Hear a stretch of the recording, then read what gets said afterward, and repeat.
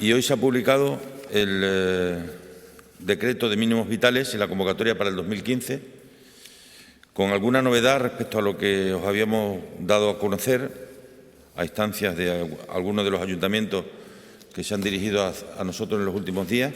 Hemos podido hacer una rectificación de lo que teníamos previsto inicialmente. Recordad que había un tope de 90.000 euros para la solicitud de ayuda de cara a los mínimos vitales. Lo que hemos hecho es establecer una tabla en función del número de habitantes, de tal suerte que para los pueblos de menos de 1.000 habitantes se establece en 5.000 euros y para los pueblos de más de 90.000 habitantes, para las ciudades de más de 90.000 habitantes, pues 250.000. Es decir, hay una tabla con una serie de tramos para adaptarlo, obviamente, a los requerimientos que tiene cada localidad en función del número de